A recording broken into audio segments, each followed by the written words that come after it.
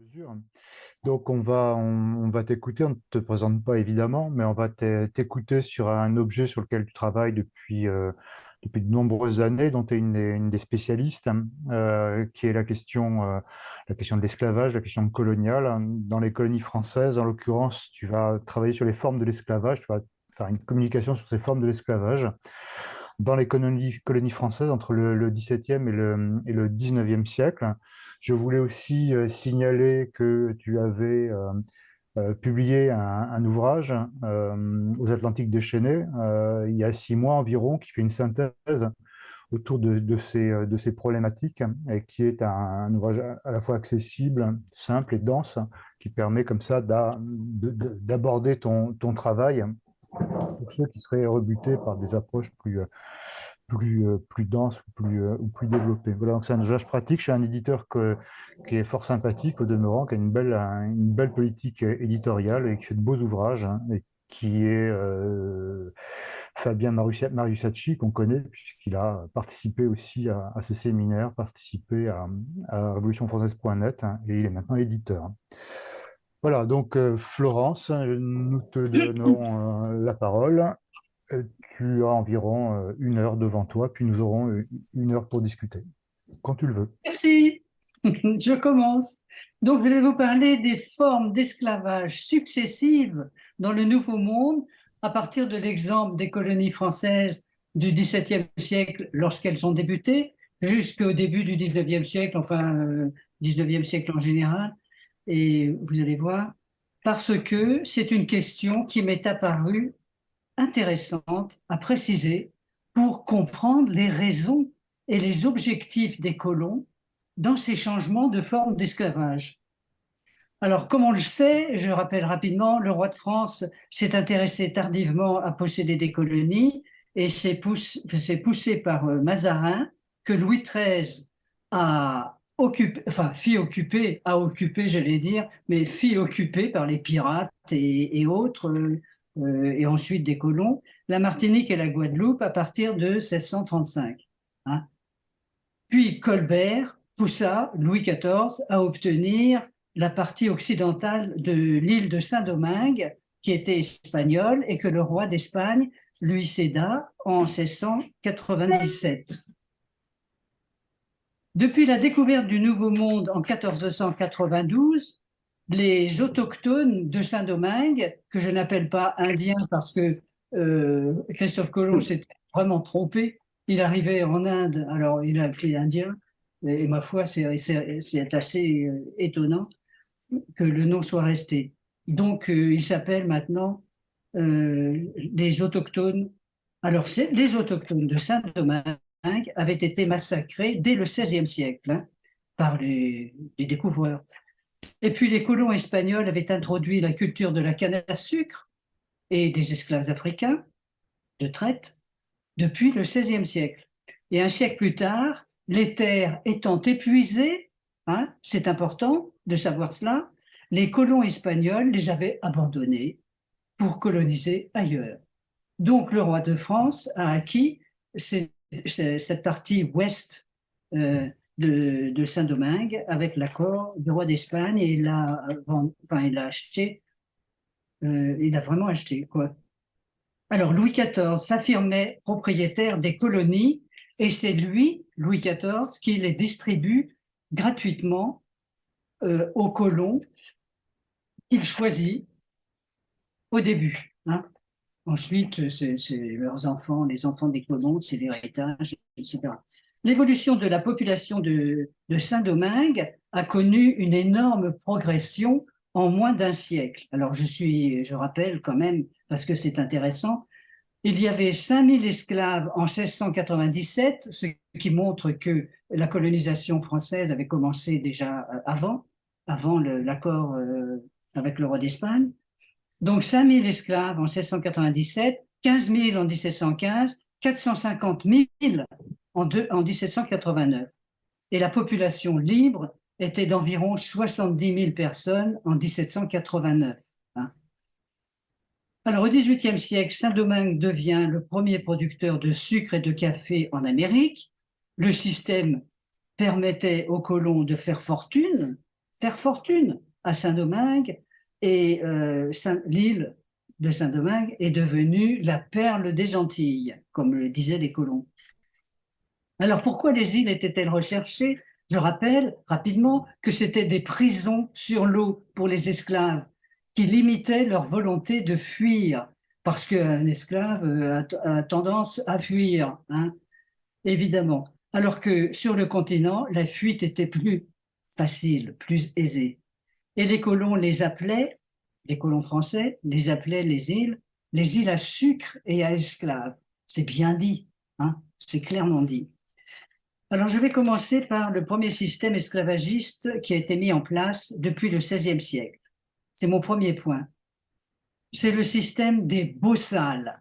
Alors, bossal vient de l'espagnol bossal, avec un Z en espagnol, qui signifie muselière, hein, et c'est un vocabulaire qui appartient à la domestication du bétail. Le système d'approvisionnement en esclaves était celui de la traite des captifs africains, vendus comme esclaves et déportés dans le Nouveau Monde. J'appelle l'Amérique le Nouveau Monde, hein, au début. Ce furent les Portugais qui, depuis le XVe siècle, je rappelle cela parce que c'est intéressant, depuis le XVe siècle, les Portugais étaient entrés dans le golfe de Guinée, en Afrique, et avaient connaissance de la culture de la canne à sucre. Ils étaient rentrés non pas comme armés, comme colonisateurs, etc., comme conquérants, mais comme petits visiteurs qui regardaient les choses avec intérêt. Et ils ont perduré depuis le XVe siècle dans cette région. Ils ont occupé l'île de Sao Tomé, et puis à partir de là, ils ont eu des relations tout à fait amicales avec les royaumes africains de l'époque. Alors, ils avaient la connaissance de la culture de la canne à sucre et des esclaves africains. Les Portugais introduisent cela dans le Nouveau Monde au Brésil dès le début du XVIe siècle, hein, et ça a été repris par les Espagnols et ensuite par tous les colons européens depuis. C'est pour ça que je rappelais cela, parce que c'est intéressant et c'est important. Je dis un mot sur le développement de la capture d'esclaves en Afrique. Les Portugais avaient connaissance du système arabe que l'Afrique connaissait depuis le 8e siècle, hein, avec razzia d'Africains pour fournir en esclaves l'empire arabo-musulman, qui était un gigantesque empire à l'époque, qui s'étendait de l'Afrique du Nord au Moyen-Orient et sur une partie de l'Asie. Mais depuis le 8e siècle, les populations africaines résistaient aux razzias, évidemment, et apprirent que si elles se convertissaient à l'islam, elles ne seraient plus capturées. Alors, des royaumes africains islamisés se sont créés et ont obtenu le monopole de la traite des captifs avec les Arabes, avec le marché arabe, depuis qu'ils se sont convertis à l'islam. Et c'était eux qui organisaient les captures, hein, et qui imposaient les termes de l'échange. Ainsi, l'Afrique était divisée en deux types de sociétés, celle qualifiée de société primitive et ces royaumes africains musulmans. Vous comprenez? Il y a une guerre entre les deux populations africaines. Lorsqu'en 1492, Christophe Colomb découvre le Nouveau Monde, par hasard, puisqu'il cherchait une route vers l'ouest pour aller directement commercer en Chine et en Inde, il cherche il découvre le Nouveau Monde et il se dit, bon, bah, je vais changer de projet, et il cherche à mettre en esclavage les autochtones. Mais il n'y parvient pas. C'est important à noter parce que les autochtones du Nouveau Monde ont résisté et préféraient fuir, même dans les Andes, sur le continent, que de devenir esclaves. Et dans les îles, ils ont été décimés complètement, anéantis, très rapidement. Alors Colomb fit comme les Portugais, il imita les marchands arabes et se tourna vers le marché d'esclaves africains. La reine d'Espagne s'opposa vigoureusement à l'esclavage dans le Nouveau Monde et en 1495, Christophe Colomb lui apporte, pour essayer de la convertir à l'esclavage, il lui apporte 400 jeunes esclaves et la reine Isabelle lui répond « Comment? Qu'est-ce que tu fais ?» Enfin, c'est pas comme ça qu'elle l'a dit certainement, mais enfin bref, je le résume. Comment, qu'est-ce que tu fais? Tu vas reconduire ces pauvres esclaves de là où ils viennent, et je t'interdis de faire de l'esclavage dans le Nouveau Monde. En 1499, Colomb revient avec la même demande auprès d'Isabelle la catholique. À ce moment-là, Isabelle la catholique l'enferme en prison, le met en prison. Et malheureusement, comme Isabelle la catholique n'avait pas les moyens d'aller faire la leçon aux Espagnols qui étaient déjà dans le Nouveau Monde, les Espagnols du Nouveau Monde ne l'ont pas écouté. Et donc les colons espagnols du Nouveau Monde se tournèrent vers le marché africain d'esclaves.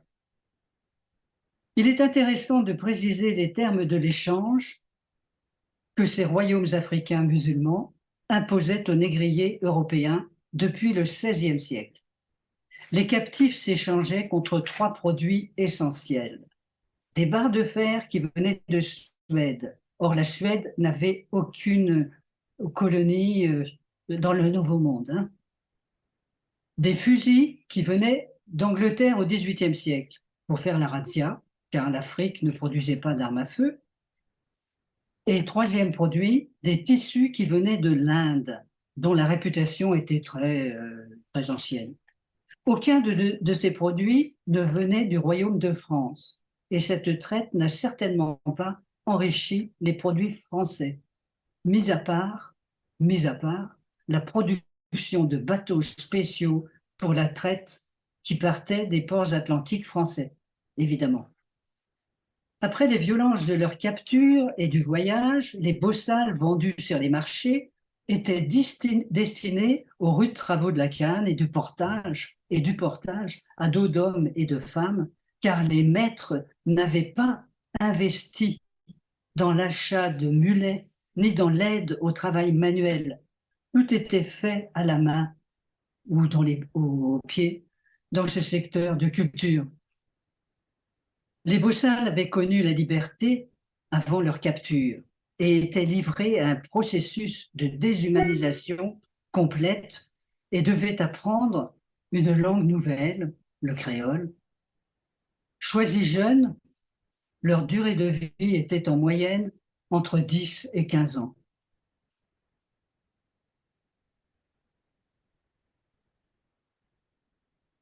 Alors, parmi les formes de résistance des bossales, le refus de faire des enfants est intéressant. Lorsque les femmes bossales étaient enceintes, elles cherchaient à avorter ou pratiquaient l'infanticide pour éviter à leurs enfants une vie d'esclaves. Ainsi, les colons devaient passer par la traite pour renouveler leur main-d'œuvre. Mais on peut rendre justice à ces femmes qui cherchaient à avorter et qui pratiquaient l'infanticide parce qu'elles défendaient la dignité humaine.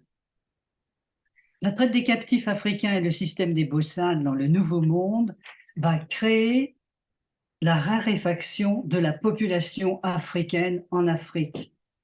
Les deux traites, l'une en direction de l'empire arabo-musulman à l'est et l'autre vers le Nouveau Monde à l'ouest, ont provoqué cette raréfaction. Des travaux récents estiment la traite vers le Nouveau Monde seulement, vers le Nouveau Monde, du XVIe au XVIIIe siècle, à 12 millions, sans compter les victimes des razzias et des transports des captifs vers les ports africains. Puis le voyage vers le Nouveau Monde, qui faisait aussi des morts. Alors c'est au moins 12 millions d'esclaves, au moins. Cette raréfaction de la population africaine se fit sentir au début du XVIIIe siècle et le prix du bossal haussa considérablement. Il a été multiplié par 3 tout au long du XVIIIe siècle, par 3. Vous vous rendez compte? Le prix de l'esclave était extraordinaire. Alors, tout au long du XVIIIe siècle, les critiques se développent, qu'elles soient philosophiques, politiques, économiques, et se répandent dans les arts du théâtre et de l'opéra, comme dans la littérature. Je rappelle simplement, rapidement, que l'encyclopédie de Diderot abonde sur ces thèmes critiques. Mon point numéro 2, l'édit de Colbert de 1685 met en forme l'institution juridico-politique des colonies françaises. Cet édit a été préparé par Colbert, qui écoutait les colons, évidemment, hein, bien sûr, et il s'agissait de créer un ordre juridique colonial esclavagiste. Cet édit précise le double statut des esclaves. Ce sont des étrangers, d'abord, par la naissance, et des esclaves. Mais seul l'acte d'affranchissement décidé par le maître leur donnait le double statut de liberté, puisqu'il changeait d'une part le lieu de naissance, il était né, s'il était affranchi, né dans la colonie française, et le statut de sujet libre du roi de France. Alors, l'édit de 1685 ne reconnaît que 2 statuts, les libres et les esclaves. Mais les affranchis retrouvent leur humanité et leur assimilation est pleine et entière. Ce qui est très intéressant, mais je n'ai pas le temps de développer. Vous pourrez me poser des questions là-dessus, sur les 2 statuts et l'intérêt que ça présente. Cette forme d'assimilation autorise les mariages entre colons et esclaves à cette époque, au début de la colonisation française, hein, à la fin du XVIIe siècle, et même favorise les mariages lorsqu'un colon vivait en concubinage avec une de ses esclaves.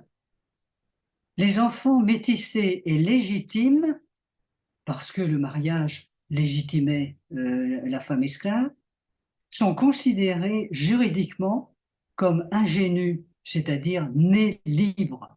Le terme ingénu appartient au droit romain esclavagiste et signifie cela.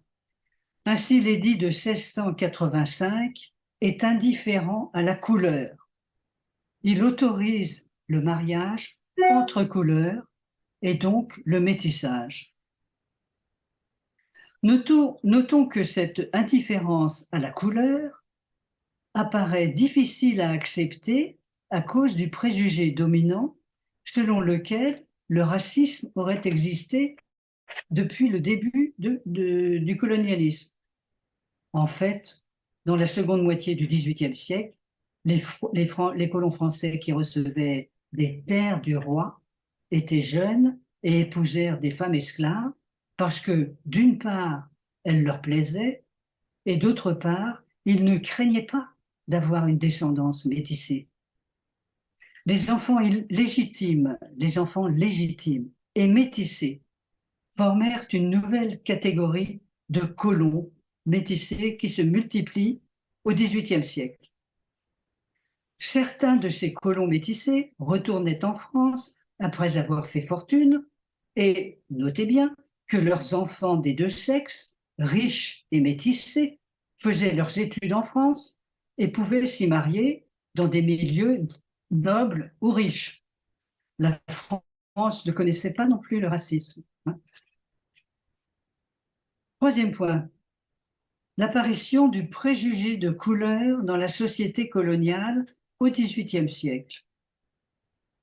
L'indifférence à la couleur divisa la classe des maîtres et un parti de colons blancs se constitua au bout de 2 générations de métissage, à partir de 1720-1730 jusqu'en 1760, par l'exclusion des libres de couleur, de l'exercice de la médecine, des offices royaux de judicature, puis dans les années 70, les fonctions militaires, les trois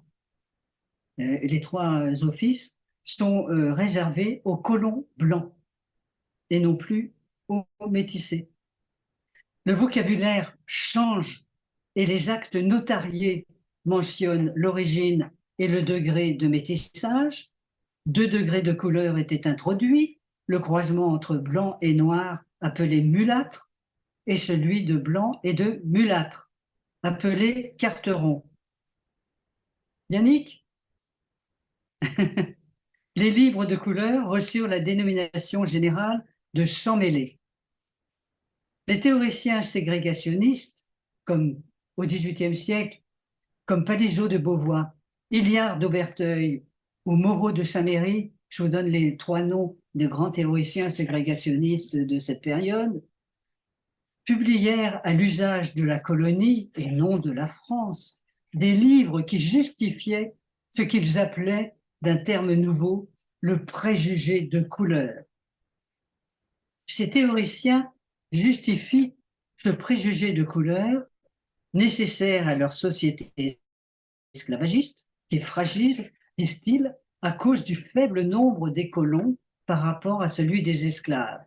On se souvient qu'en 1789, 70 000 colons étaient libres, évidemment, pour 450 000 esclaves. Alors, pour contrer cette inégalité en nombre, ces théoriciens pensaient qu'il fallait un contrepoids moral. Et ce contrepoids est dans l'opinion qui établit une double distance, celle qui existe entre les maîtres et les esclaves, et celle qui existe entre les esclaves et les libres de couleur. L'effet que ces théoriciens du préjugé de couleur doivent obtenir est de lier la couleur noire à la servitude et la couleur blanche à la liberté. Les théoriciens ont choisi les termes de préjugé de couleur, qui dit de façon très précise ce qu'il faut imposer, un complexe d'infériorité attaché à la couleur de la peau noire ou métissée. Ce qui est intéressant, c'est que ces théoriciens sont bien conscients qu'il s'agit d'un préjugé et vont le justifier pour obtenir une législation qui corresponde à leur théorie. Pour entendre cette théorie, écoutons le ministre de la Marine, de Boine, qui écrit aux administrateurs de Saint-Domingue en 1771, qui transmettent un refus de Louis XV, paraît-il, enfin c'est le ministre qui l'a écrit, en 1771, le refus de Louis XV de répondre à une demande de personnes métissées d'avoir accès à la classe des Blancs. Alors je cite, « Sa Majesté a pensé qu'une pareille grâce tendrait à détruire la différence que la nature a mise entre les Blancs et les Noirs et que le préjugé politique a eu soin d'entretenir comme une distance à laquelle les gens de couleur et leurs descendants ne devaient jamais atteindre.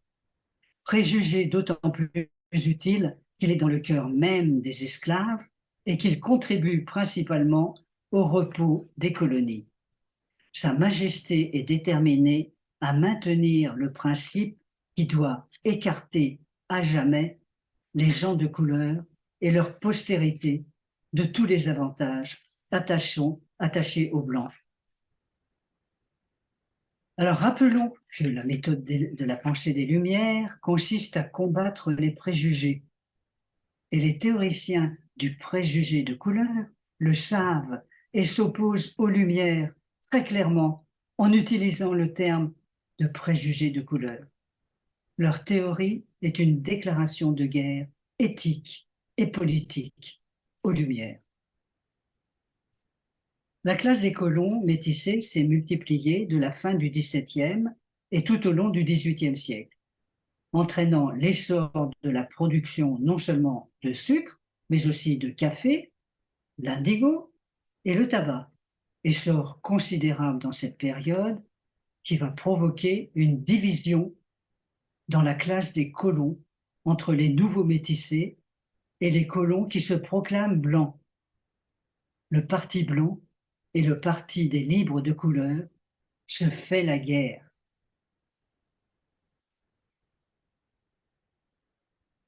Alors, en point 4, les conséquences de la hausse des prix du captif africain. La raréfaction de la population africaine entraîna la hausse du prix du captif et invita à transformer le mode de reproduction de la main-d'œuvre esclave en Amérique.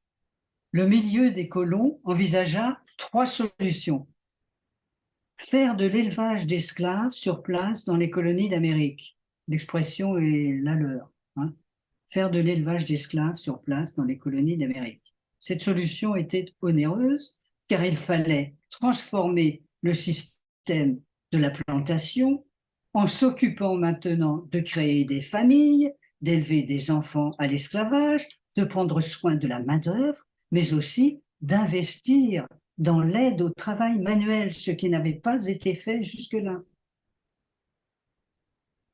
Une autre solution était de trouver une main-d'œuvre salariée. Les colons anglais utilisaient le peuple couli des Indes dans ce but et furent imités par des essais des colons français. Les coulis étaient salariés, sous contrat, pour une durée limitée, mais ils étaient en très petit nombre. La troisième solution était d'aller coloniser directement l'Afrique et l'Asie pour ne plus avoir à déplacer la main-d'œuvre. Ces 3 solutions furent pratiquées au XIXe siècle, à commencer par l'élevage d'esclaves sur place et fut généralisé en Amérique, précédant la conquête de nouveaux continents. Hein? Alors, le point 5, en 1789, la France et les colonies françaises entraient en révolution. Je limite cette partie à la rencontre des révolutions de la France et de la colonie de Saint-Domingue, la perle des Antilles. Hein. En France, les débuts de la révolution populaire, essentiellement paysanne, puisque la paysannerie représentait plus de 85% de la population, a frappé les contemporains.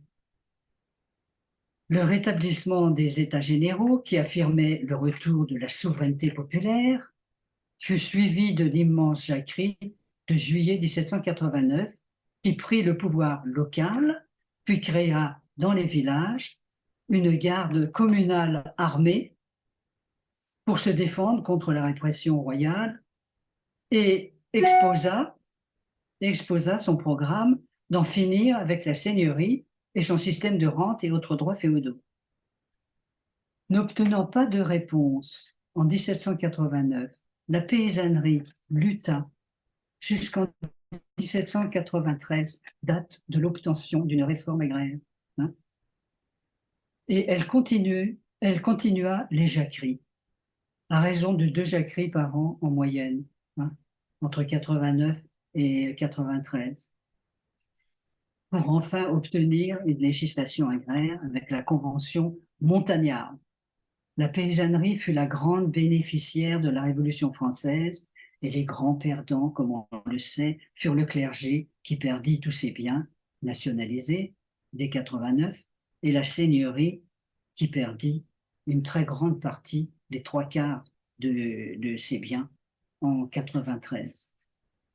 L'article 1 de la Déclaration des droits, que je cite, « Les hommes naissent et demeurent libres et égaux en droit », divisa nettement en France comme à Saint-Domingue. Le parti des colons blancs décide, alors qu'il avait des députés dans l'Assemblée constituante, hein, et décide le lendemain du vote de la Déclaration des droits de l'homme, le 29 août 1789, de se séparer de la France. Et il cherche un protecteur.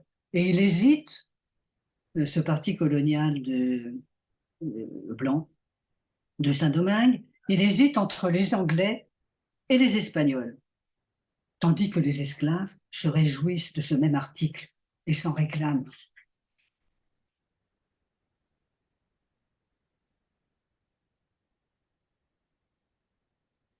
De plus, à Saint-Domingue, dès 1789, le parti des colons blancs prit le pouvoir et institua des assemblées dans les 3 provinces de l'île, mais réserve le droit de vote aux blancs en excluant les libres de couleur. Ces derniers, soumis à la répression armée, formèrent des maquis armés. La guerre civile entre les colons s'ouvrait sur la question du préjugé de couleur. Les esclaves surveillaient les divisions des colons et se rapprochaient des maquis de libres de couleur. Dans la province du Nord, à la faveur d'une réunion de colons dans la ville du Cap, qui éloignait leur maître, les esclaves entrèrent en insurrection dans la nuit du 22 août 1791. Et cette insurrection des esclaves s'étendit peu à peu dans les années suivantes et divisa le parti des libres de couleur, dont une partie s'allia aux esclaves. En France, la Déclaration des droits divise l'Assemblée constituante également en un côté droit qui la refuse tout net et un côté gauche qui veut appliquer ses principes. Sur la question coloniale, le côté gauche, représenté par la Société des Amis de la Constitution, appelée ensuite plus tard la Montagne, va prendre la défense des maquis des libres de couleur et de l'insurrection des esclaves. C'est ainsi que les idées de suppression de l'esclavage, puis celles de l'indépendance des colonies, vont se développer petit à petit de 1789 à 1793. Alors, du côté du parti des colons esclavagistes, les colons anglais avaient formé, avant la Révolution française, avaient formé une société des Amis des Noirs qui existait en Angleterre et aux États-Unis et qui voulait supprimer la traite des captifs africains et la remplacer par un élevage d'esclaves dans les colonies. En France, ce fut Brissot qui animait une société des Amis des Noirs depuis 1788. Drôle d'amis qui veulent faire l'élevage d'esclaves sur place, hein, mais bon, c'est comme cela qu'il s'appelait. Et Brissot devint le dirigeant officiel du parti brissotin girondin en 1792. Alors, dès 1789, l'abbé Grégoire, qui était un des ténors du côté gauche, rencontre la Société des citoyens de couleur qui va informer la Montagne sur les réalités de la guerre civile à Saint-Domingue et les progrès des maquis des libres de couleur, comme de l'insurrection des esclaves. La révolution du 10 août 1792 amène les Brissotins au pouvoir, qui déclenche une guerre de conquête qu'ils perdent, ce qui entraîne leur chute avec la Troisième Révolution en France des 31 mai 2 juin 1793, qui va ouvrir la période de la Convention montagnarde. À Saint-Domingue, à la même date, en juin 1793, une nouvelle insurrection des esclaves de la région du Cap va chasser le gouverneur Galbaud, le gouverneur français Galbaud. De juin à septembre, il y a une deuxième révolution à Saint-Domingue, dans la région du Cap. De juin à septembre, le peuple esclave, allié à des libres de couleur, proclame 1. La liberté générale, 2. Du nouveau peuple de Saint-Domingue, le 29 août 93, et décide 3. D'élire une députation de l'égalité de l'épiderme pour informer la France de la nouvelle situation. Les mots sont nouveaux. Liberté générale, qui dit plus que l'abolition de l'esclavage, avec l'élection par ce nouveau peuple de Saint-Domingue d'une députation de l'égalité de l'épiderme et la proclamation de la Déclaration des droits au Cap. Non seulement ce nouveau peuple reprenait sa liberté personnelle, mais affirmait sa souveraineté en exerçant ses droits politiques de citoyen. Et enfin, il invita les 2 autres provinces de Saint-Domingue à faire comme lui. Alors, les députés de l'égalité de l'épiderme étaient 3 combattants vainqueurs de ce gouverneur Galbaud.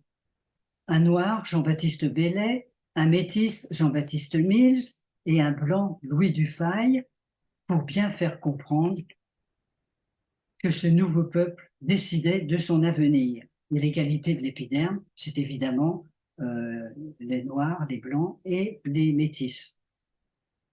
Et élus en septembre 1793, les députés de l'égalité de l'épiderme parviennent en France en janvier 1794 et sont reçus par le Comité de salut public qui les présente à la Convention les 3 et 4 février 1794. Au récit de la nouvelle situation par la députation du nouveau peuple de Saint-Domingue, la Convention montagnarde vote à l'unanimité l'abolition de l'esclavage dans toutes les colonies françaises et contribue à préparer l'indépendance de Saint-Domingue en lui envoyant des armes et en abolissant l'esclavage en Guadeloupe, en Guyane et à Sainte-Lucie. Mais l'alliance des 2 révolutions fut de courte durée et la contre-révolution en France renverse la montagne en Thermidor, le 27 juillet 1794. Les Thermidoriens se lancent tout de suite dans la diversion de la guerre de conquête, qui fut un des moyens principaux de réprimer le peuple en l'envoyant se battre, et la guerre de conquête fut le moyen de tenir le pays et de faire payer les pays conquis jusqu'en 1815. Soit plus de 20 ans de contre-révolution par la guerre et le pillage. La Constitution thermidorienne de 1795 rétablit une aristocratie des mâles riches en excluant toutes les femmes des droits politiques et tous les travailleurs manuels. De plus, elle supprime la Déclaration des droits naturels, exécrée par le côté droit depuis 1789, comme nous l'avons aperçu. La réaction coloniale prit la forme suivante. Depuis Thermidor, les gouvernements successifs cherchaient à récupérer ce qu'ils appelaient la colonie de Saint-Domingue, qui n'était plus une colonie, mais poursuivait sa conquête de l'indépendance. Depuis l'abolition de l'esclavage, Toussaint Louverture avait été nommé gouverneur par les commissaires civils Paul Verel et Sontona, qui avaient soutenu la révolution de juin 1793 dans la province du Cap, hein, et Louverture a vaincu successivement les Espagnols en 1794 et puis les Anglais en 1798, et il gouvernait Saint-Domingue de façon indépendante. Mais le coup d'État de Bonaparte de 1799 établit le consulat et en 1802, Bonaparte voulut reprendre Saint-Domingue et envoya 2 corps d'armée. Ce fut le premier échec militaire de Bonaparte, qui ne put récupérer que la Guadeloupe, qui fut sauvagement réprimée et où l'esclavage a été rétabli. Le consul avait perdu 60 000 hommes. Il fit plus et instaura, sous la dictée du parti colonial, pour la reprise de la Guadeloupe, l'arrêté suivant, le 17 juillet 1802. Je cite: « Le titre de citoyen français ne sera porté dans toute l'étendue de cette colonie que par les Blancs. Aucun autre individu ne pourra prendre ce titre ni exercer les fonctions ou emplois qui y sont attachés. » C'est donc Bonaparte qui passa du préjugé de couleur à l'institution du racisme biologique, divisant le genre humain selon la couleur de peau, donnant enfin satisfaction au parti des colons blancs. Notons que Saint-Domingue réussit à proclamer l'indépendance de la République d'Haïti le 1er janvier 1804. Hein. Et dernier point, les nouvelles formes coloniales au XIXe siècle. Alors que les termes empire et impérial sont fort anciens, celui d'impérialisme apparaît en anglais en 1836 et va se répandre dans le sens moderne d'une soumission d'autres sociétés conquises à la politique économique de la puissance impérialiste. En effet, le colonialisme va changer de forme à cette époque en supprimant la traite puis l'esclavage pour le remplacer par une forme de salariat et autre chose. Il s'agit en fait pour le salariat, il s'agit en fait d'une semi-liberté personnelle privée de la liberté politique, donc de la souveraineté politique, qui n'existe que dans l'indépendance, évidemment. Alors, dans un premier temps, au XIXe siècle, le 2 mars 1807, l'Angleterre annonce aux puissances coloniales d'Amérique qu'elle met fin à la traite en Afrique et qu'elle confisque les navires de traite et leurs cargaisons de captifs. Alors, bon, voilà, c'est la fin de la traite. Pour résumer, on constate que dans la première moitié du XIXe siècle, le système d'élevage d'esclaves sur place se généralise dans les colonies européennes, processus accéléré par la diminution de la traite d'esclaves, au fur et à mesure que la traite, que l'élevage d'esclaves se développe, la traite diminue. L'abolition de l'esclavage par l'Angleterre suivie en 1833, puis la France en 1848. Et dans la seconde partie du XIXe siècle, les puissances impérialistes vont conquérir de nouvelles colonies en Afrique et en Asie. La France commence la conquête de l'Algérie en 1830, en Afrique noire. La conquête va être grandement facilitée par le recul de la traite d'esclaves, qui, on s'en souvient, échangeaient les captifs contre des armes à feu. Voilà les royaumes africains islamisés affaiblis par le manque d'armes à feu. Et l'Afrique tombe rapidement aux mains des puissances européennes qui se la partagent au Congrès de Berlin en 1885. Et enfin, la France conquiert l'Indochine en 1895. Dans les nouvelles conquêtes d'Afrique et d'Asie, la France se débarrassa de la forme juridique de l'esclavage pour pratiquer tout simplement le travail forcé organisé par l'armée et justifié par l'état de guerre. Alors je conclus. L'exemple des colonies françaises sur le continent amérique a vu se succéder 3 formes de mise en esclavage. La première, celle du bossal, avec traite des captifs africains, était héritée du modèle espagnol initial. C'est celle qui a duré le plus longtemps. Pour les relations entre maîtres et esclaves, les colons français organisèrent d'abord l'indifférence à la couleur en autorisant les mariages entre couleurs.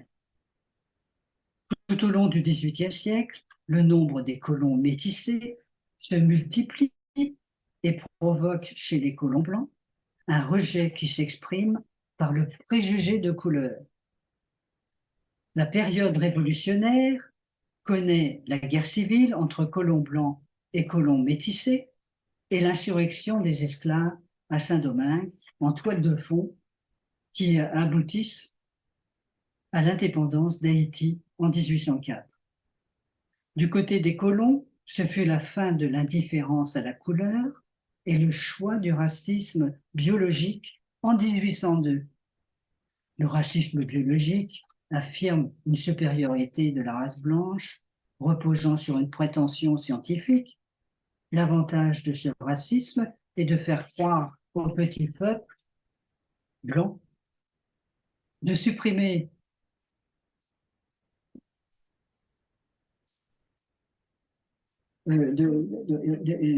fait croire aux travailleurs blancs qu'il appartient à la race supérieure, ce qui permet de diviser la société coloniale en empêchant les alliances entre tous les opprimés. Cette thèse de la race supérieure s'oppose au principe de l'unité du genre humain et de ses droits à la liberté personnelle et politique, qui fut l'objectif de la Révolution exprimé dans le titre même de la Déclaration des droits de l'homme et des citoyens de 89 et dans son article 1. Cet humanisme cosmopolitique,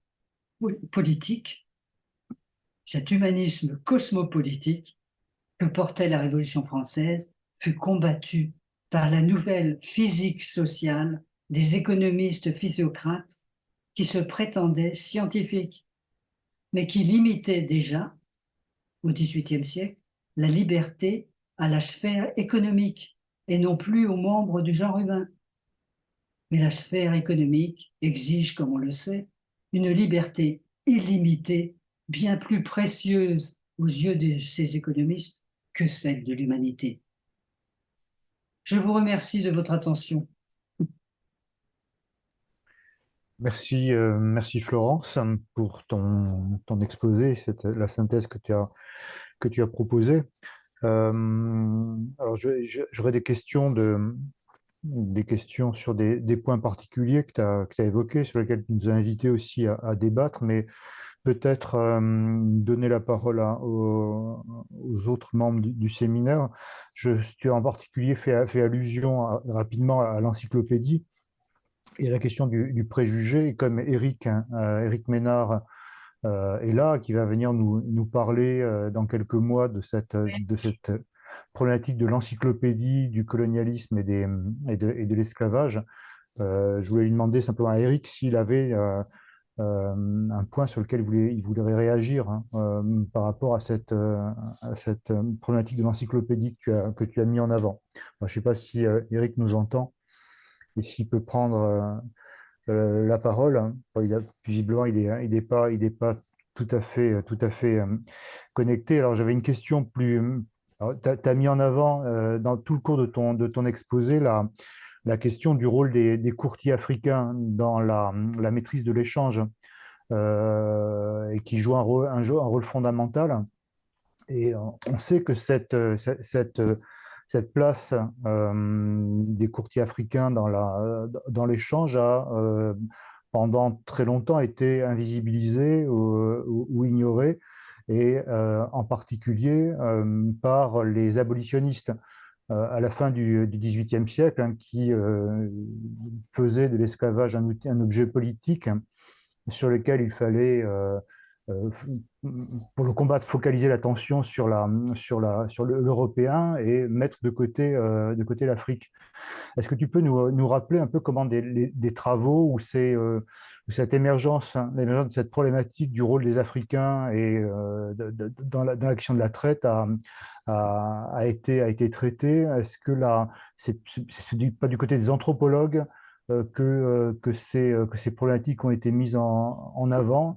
Et deuxième élément, la nature des polémiques qu'il y a pu avoir, hein, dans l'espace public, hein, autour de ces questions. Je pense par exemple à Petré Grenouillot ou à d'autres, hein, qui ont pu être interpellés autour de cette on va dire, activité marchande de l'Afrique, qui n'est pas simplement un peuple soumis en fait à des pressions européennes, mais qui a un système de réseau, un système politique, qui a une organisation qui participe à l'esclavage, quand d'autres, évidemment, en Afrique sont eux-mêmes les victimes. Et voilà, je voulais que tu reprennes ces éléments qui sont, à mon avis, assez importants dans ton exposé, mais enfin, j'aimerais bien que tu développes. Qui sont peu dits, qui sont en effet peu exprimés, hein. La division de la population en Afrique entre les sociétés primitives qui fournissent les captifs, hein, et les royaumes africains musulmans, ça c'est quelque chose qui est très peu dit, hein. Alors c'est un problème, évidemment. Simplement, la réalité est celle-là. C'est-à-dire que les, les Africains se sont divisés et se sont vendus les uns les autres. Hein. Il y a une lutte terrible en Afrique entre les royaumes africains musulmans et les sociétés primitives. Je dis cela comme ça pour simplifier. Ce ne sont pas plus primitifs que nous, c'est pas le problème. Mais voilà, c'est pour expliquer et mettre le doigt sur cette division de la population africaine qui est tragique, une tragédie pour l'histoire de l'Afrique, évidemment. Il y a eu des synthèses qui ont été faites, en particulier par Paulin Ismar, qui sont très intéressantes sur cette question. Hein. Mm. Mais il y a des chiffres qui sont assez impressionnants. Enfin, je ne sais pas si tu peux me corriger, Ah parce que moi, oui, je suis pas un spécialiste de cette question, mais là, j'avais lu que la part des esclaves qui passent par les courtiers africains, c'était 98%. Un chiffre qui est assez impressionnant, qui laissait forcément. donc 2% à ce que l'on voit habituellement, c'est-à-dire des Européens qui sortent de leur bateau, qui partent dans la jungle et qui vont rasier des villages. En fait, c'est extrêmement marginal. C'est un chiffre qui est donné par Petrégon Ouyo, je crois d'ailleurs. Bien sûr, mais bien sûr, mais bien sûr. C'était les royaumes africains musulmans qui faisaient le commerce des captifs. C'est le commerce des captifs. Mais ils faisaient toutes les razzias et ils imposaient les termes de l'échange. Hein. Donc c'est clair, Mhm. c'est tout à fait, c'est tout à fait clair. Donc Et un contrôle de l'échange et cette invisibilisation du rôle donc des courtiers africains et du système africain propre. Et il y a aussi une autre logique d'invisibilisation que tu as évoquée avec le Code noir. C'est-à-dire qu'il y a aussi toute une légende bien du Code sûr, noir. Et il n'est surtout pas de fait même que comme ça. les historiens, les collègues qui ont travaillé sur la fonction des courtiers africains et la maîtrise qu'ils avaient de l'échange ont été soumis à des polémiques. Ça a pu même aller devant des tribunaux parfois. Je sais que t'as travaillé sur ces ouvrages, mais Jean-François Niort, je crois, qui a abordé la question du Code noir et qui a lui-même été euh, pris à partie, en fait, parce en tant qu'historien, il allait contre une légende Le qui était sujet, que le Code noir, finalement, ne traitait que des esclaves. Et comme tu l'as rappelé, il y a deux aspects. Alors, tu nous as dit que tu allais développer un peu cette, cette différence ou cette tension ou cette présence peut-être qu'il y a dans le Code noir des libres aussi et des esclaves, mais pas simplement que des esclaves. Alors, il y a pour des bonnes causes, en fait, on a des militants qui ont peur quand des historiens mettent la lumière en fait sur la complexité des situations et non pas sur une approche très manichéiste en fait de ces objets. Dès qu'on rentre dans la complexité, on a l'impression que l'objet lui-même perd de son scandale, perd de sa force politique, et donc les historiens deviennent finalement les personnes sur lesquelles se retourne une vindicte très militante. Hein. Ça a été le cas pour Niort, mais je crois que tu connais mieux cette histoire que moi. Tu peux nous en parler aussi? oui, l'édit de 1685 ne doit jamais être appelé Code noir, étant donné ce que j'ai rappelé là rapidement. Il est indifférent à la couleur, donc il ne mérite pas d'être appelé Code noir. Et Jean-François Niort a publié un livre sur cette question en explicitant, mais le titre qu'il a donné, c'est Le Code noir. Bon, voilà. C'est dommage, c'est tout à fait dommage parce qu'il aurait dû écrire l'édit de 1685. C'est son nom. Et il l'explique à l'intérieur de son petit livre. Il explique que on a qualifié à partir de 1720, dans les années 1720-1730, on a voulu, c'est-à-dire les colons blancs, on ne sait pas qui l'a marqué, hein, qui l'a fait, mais on sait que c'est les colons blancs, parce que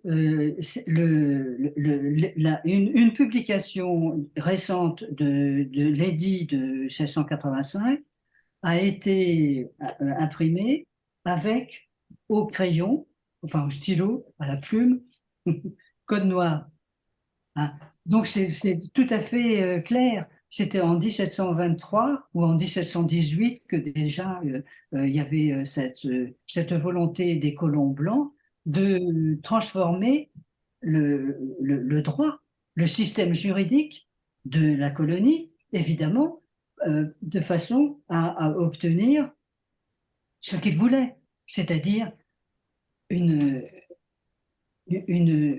enfin, je veux dire, qu'est-ce qu'ils voulaient? Ils voulaient que les libres de couleur ne soient plus des colons avec une plénitude de droits comme eux, comme les colons blancs. Hein, voilà.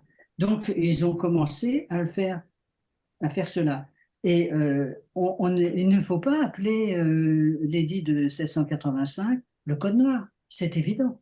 Hein, c'est évident. Parce il ne l'a pas voulu. Colbert ne l'a pas voulu. Pas du tout. Eric, je vois que tu levais la main. Oui, excusez-moi, moi, il y a des choses qui sont mal passées pour des problèmes de. J'ai été obligé de changer de pied, enfin peu importe. Des problèmes techniques, mais j'espère que c'est réglé. Vous m'entendez correctement? On t'entend Oui, très bien, oui. oui. Oui, d'accord. Moi, j'étais obligé de changer de pièce et de voilà. Oui, je voulais revenir un peu en arrière sur ce que votre échange. Alors, si je dis des bêtises ou si j'ai mal compris, vous n'hésitez pas. Hein, je suis pas susceptible. L'échange que vous avez eu à un moment, enfin au début de ton intervention, Yannick, sur la question des ce que tu as appelé les courtiers Oui, au XVIIIe siècle. Alors, moi, je pense qu'il y a enfin, je pense hein, que cette volonté d'invisibiliser les courtiers et de créer le mythe des blancs qui allaient directement, enfin des marins, des négriers européens qui allaient directement s'approvisionner à la source, et a surtout été développé par les historiographies post-décolonisation. Par exemple, notre d'accord. camarade et collègue Ibrahim Atioub a eu beaucoup de soucis dans des colloques lorsqu'il est intervenu sur cette question de la participation de certains négriers africains. D'ailleurs, il y a un petit problème là aussi quand on parle d'Africains.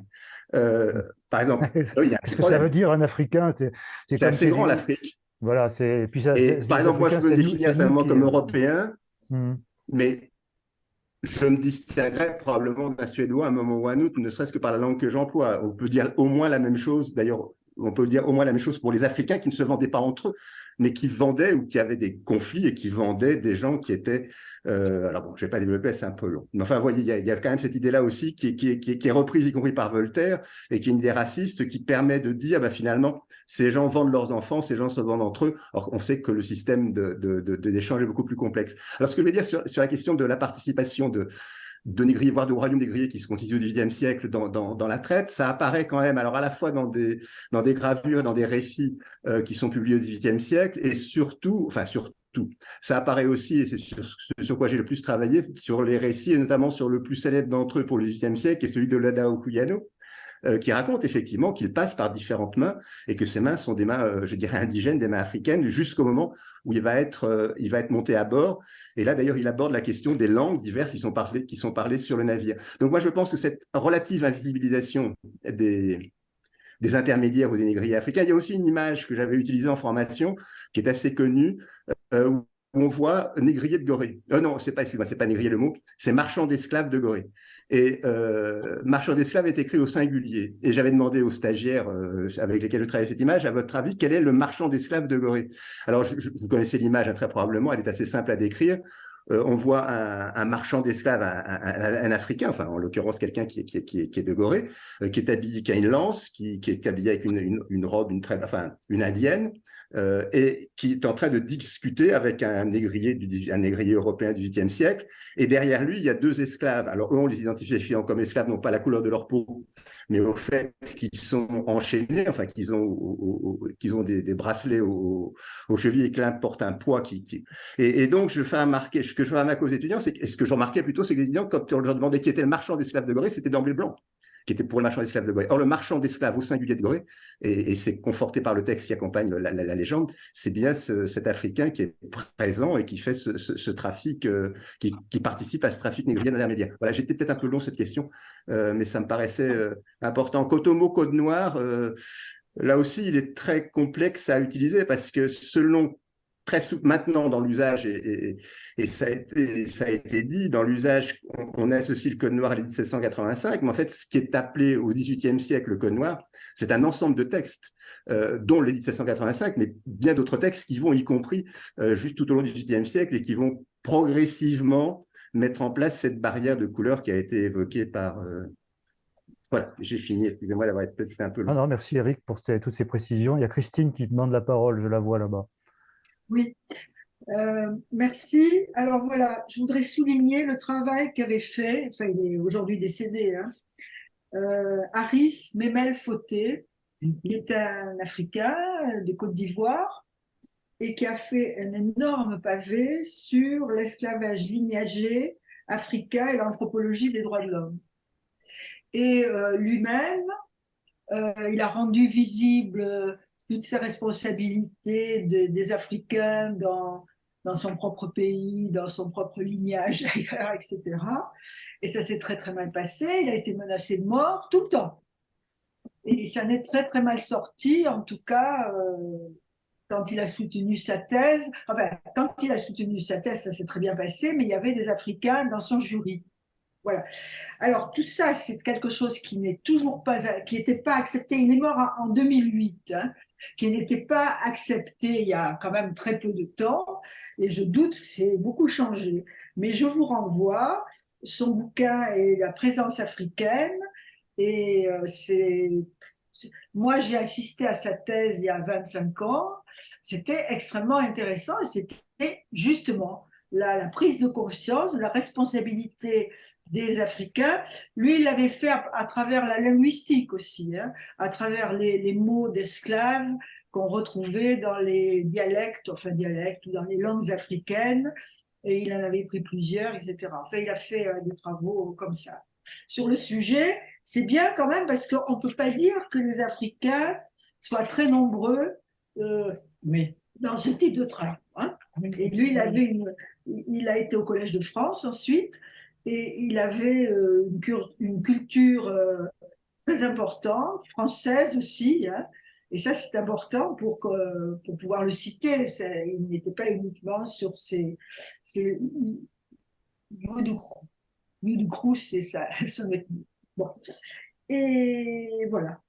Donc, ça me semble, c'était vraiment le sujet, la visibilité, la responsabilité des communautés africaines au XVIIIe siècle. Il l'a écrit, il a fait plusieurs bouquins sur le sujet. Là, vous voyez, esclavage dans les sociétés ménagères d'Afrique du Nord, exemple de la Côte d'Ivoire précoloniale, 1700-1920. Voilà. Oui, c'est tout à fait intéressant. Je ne connaissais pas ce travail. Eric, je suis un peu surpris quand tu dis que c'est quelque chose qui a été construit finalement assez récemment, Oui, de ton point de vue. Je pensais que ça faisait partie, moi, du travail mené par par les abolitionnistes à la fin du XVIIIe siècle. Tu parlais d'Equiano, mais est-ce qu'il n'y a pas... Enfin, il me semble avoir vu que Equiano était en fait un créole. En tout cas, il y a des Non, débats pour non, savoir si c'est un non, créole non, non, ou pas. Il y a eu des débats aux non. États-Unis sur cette question-là. Est-ce que ce ne sont pas les abolitionnistes qui ont utilisé Keanu, lui ont demandé de faire un récit Non, finalement qui non, soit inscrit non. dans une naissance africaine pour qu'il ait un trajet finalement biographique suffisamment manifeste et probant pour voir ce qu'est la condition d'esclave. Il y a enfin, je me sens avoir lu des travaux aux États-Unis qui expliquait qu'il avait reconstruit en fonction des témoignages qu'il avait eu autour de lui ce passé d'Africain pour des questions qui étaient simplement des questions d'efficacité politique, en fait. Tu es au courant, j'imagine, de ces débats? Oui, alors Lovejoy notamment a traduit, enfin il y a eu des travaux, il y a eu toute une série de productions sur Equiano, notamment en Angleterre, mais plus entre guillemets géographique en Angleterre, notamment au moment du bicentenaire d'abolition de la traite, où les Anglais, notamment à des fins pédagogiques, ont beaucoup utilisé les travaux et les écrits d'Olaouda. Alors, la calomnie, enfin, l'idée que Olaouda serait un faussaire, en fait, quelqu'un qui n'aurait pas vécu ce qu'il a vécu, c'est-à-dire la déportation dans le cas de la traite, a été quelque chose qui a été avancé par les esclavagistes dès le début de ces interventions. Equiano commence par intervenir dans le cadre de meetings organisés par les abolitionnistes britanniques, et par la suite, il passe à l'écrit. Et il y a d'emblée, très tôt, une accusation de falsification. En fait, ça repose, d'après ce qu'écrit Lovejoy, hein, ça repose sur, et ça me paraît tout à fait cohérent, ça repose sur le fait que les souvenirs d'Equiano est déporté dans le monde caraïbe, alors je crois qu'il a 12-13 ans. Il écrit une vingtaine d'années plus tard ses mémoires, et quand on lit le début de son chapitre, le début de son livre, le premier chapitre sur l'enfance, il fait comme beaucoup de gens, c'est-à-dire qu'il mythifie, il raconte une Afrique qui n'a pas vraiment existé, mais ce qui est en revanche d'une très grande précision et qui laisse penser qu'effectivement il a vécu ce qu'il a vécu, c'est-à-dire la déportation, c'est quand il décrit ce qui se passe à bord du bateau. Alors, on pourrait toujours dire qu'il a reconstruit des choses, mais d'après les conclusions de Lovejoy, c'est qu'il a effectivement, il est bien né, c'est bien un bossal, pour reprendre les catégories qui posent question d'ailleurs dans l'usage du vocabulaire. Enfin, c'est bien quelqu'un qui a connu la déportation, mais c'est quelqu'un effectivement qui lorsqu'il raconte son enfance au bord du fleuve, n'est pas nécessairement à prendre au premier degré, mais personne n'a pris les travaux de ce genre d'écrit au premier degré. En revanche, on peut considérer qu'il y a là un travail tout à fait pertinent en termes de témoignage sur les conditions de déportation et par la suite les aventures qu'il a vécues. Ça, c'est encore autre chose, ça renvoie à sa propre biographie qui est assez exceptionnelle. Quoi qu'il en soit, de toute façon, si on revient sur la question de la participation des Africains, on sait très bien qu'il... Enfin, je fais attention, ça me gêne toujours de dire des Africains. C'est comme si je disais, par exemple, que pour les Européens, je sais pas, c'est comme si je disais que comme il y a des négriers à Nantes, tous les Nantais étaient négriers, ou comme les négriers nantais sont des Français, tous les Français étaient... Donc, je crois qu'il faut faire quand même très attention à l'usage des mots, parce qu'on est sur un terrain pour le moins sensible. Et il me semble que cette question, elle est d'autant plus sensible qu'effectivement, il y a toute une construction d'un mythe et les Africains comme les autres ont leur mythe national, et il y a tout un mythe, toute une construction d'un mythe dans les années 60, notamment par les élites qui prennent le pouvoir après la décolonisation, qui elles-mêmes, et c'est ce que montre Ibrahim Atioub, ont des ascendants, parce que moi je ne connais pas suffisamment bien la société, ce que m'a expliqué Ibrahim Atioub. Il nous a expliqué, il ne m'a pas expliqué qu'à moi, mais il l'a expliqué à d'autres, que en fonction du nom et en fonction d'un certain nombre d'éléments, on peut savoir si, quand on est sénégalais, par exemple, on peut savoir si la personne à laquelle on s'adresse à quel caste elle a appartenu. Et c'est quelque chose qui est encore aujourd'hui très sensible. Il a donné des exemples, par exemple, alors j'ai oublié son nom, d'un ministre de l'économie qui a été nommé il y a une dizaine d'années et qui a démissionné au bout de quelques semaines parce qu'une campagne a été menée en montrant qu'en fait, il était descendant d'esclaves. C'est-à-dire que cette question dans l'Afrique occidentale française, enfin, anciennement française, ce qu'on appelait l'AOF, et dans les actuels États qui se sont libérés du joug colonial dans les années 60, un certain nombre d'élites sont des descendants de ceux qui ont contribué, dans un premier temps, pour certains, qui ont bénéficié du système d'échange négrier et qui par la suite ont pu se retrouver aussi en relation d'intermédiaire dans le cadre de la colonisation. C'est-à-dire que là, il y a des enjeux très sensibles pour les élites politiques africaines, et c'est vrai que c'est toujours plus facile d'écrire une histoire en noir et blanc en expliquant que tout ce qui va mal, ce qui est pas totalement, enfin, que tout ce qui va mal serait la faute des colonialistes de France. Et je ne suis pas en train de vous entendre mon propos, et j'espère que vous n'entendez pas comme un propos pro-colonialiste, loin de là, mais il y a une construction d'un discours en Afrique occidentale qui consiste à renvoyer toute la responsabilité de la traite négrière, notamment sur les Européens, et tout ce qui serait... Et à présenter les Africains comme d'éternelles victimes, ce qui évidemment est totalement erroné. On sait très bien que ça fonctionne sur des modèles plus compliqués. Je finirai juste avec un point, c'est sur la mémoire de Gorée, mais voilà, il y a eu des travaux qui ont été faits très intéressants pour montrer comment Gorée est utilisé encore aujourd'hui. Tous les lycéens et tous les écoliers sénégalais doivent passer par Gorée. Et là, il y a toute une construction qui a été faite justement pour insister sur Gorée, qui est un lieu de passage particulier, tout en minimisant ce qui se passe à l'intérieur des terres. Parce qu'avant d'arriver à Gorée, il fallait bien que les captifs passe par d'autres espaces dans l'arrière-pays africain. Voilà, excusez-moi, là encore, j'étais un peu trop long. Ah non, merci, Méric, on a le temps de discuter, c'est fait pour ça. Florence, tu voulais réagir? Oui, simplement, je veux dire que nous sommes devant une histoire qui est bourrée de préjugés, surtout la période de la Révolution française, hein, c'est bourré de préjugés, et des préjugés qui vont dans tous les sens. Et c'est le boulot de l'historien, c'est effectivement de rétablir les faits contre les préjugés. Alors j'ai voulu parler de cela. Et toute votre discussion qui est extrêmement intéressante, mais voilà, qui complète clairement l'ignorance et la construction des préjugés. Voilà. Oui, mais en anthropologie, il y a eu quand même des travaux. Oui, bien Il sûr, faut quand bien même faire entendu, des hautes non, mais études, c'est il y a eu- évident, voilà. mais bien sûr, C'est bien des gens de sûr. hautes études. Mais il était hautes études à l'origine. Enfin, moi, C'est j'ai clair, voulu éclaircir clairement ce des travaux, bien sûr.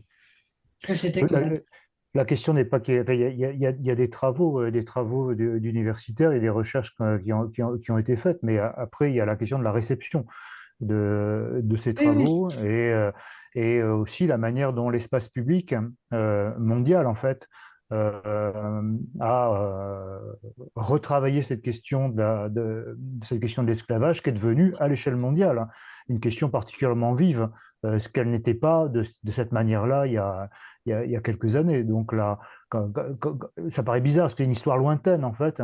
Hein, c'est pas la guerre d'Algérie, c'est pas la Shoah, c'est pas des choses qui sont apparemment très proches de nous, mais qui restent, hein, et comme tu disais, Eric, qui restent en tout cas en Afrique très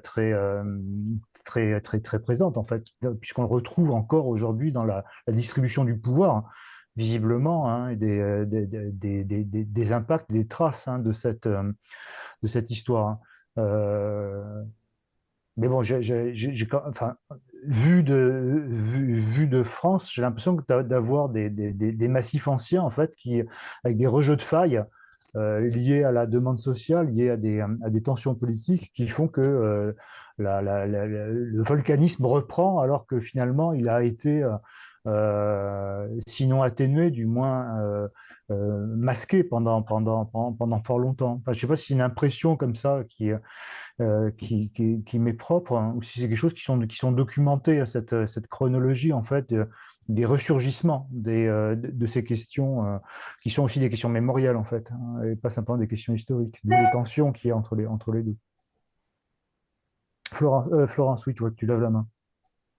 Oui, moi, je voulais simplement rappeler que le préjugé qui concerne le fait de cacher l'édit de 1685 qui est indifférent à la couleur est vraiment quelque chose d'insupportable. Donc il faut le dire, c'est ce que j'ai fait, je l'ai dit, je l'ai expliqué et je l'ai démontré. C'est-à-dire que l'indifférence à la couleur, ça ne signifie que le racisme des Européens n'existait pas au début. Il s'est constitué. Il y a une histoire, il y a toute une histoire que j'ai essayé de résumer rapidement, mais voilà. Et c'est tout à fait intéressant de comprendre qu'il y a un préjugé sur ces questions qui font que, aujourd'hui encore, parce que le racisme n'a rien d'aboli et de détruit, c'est encore prégnant. Enfin, je veux dire, c'est marqué. Hein.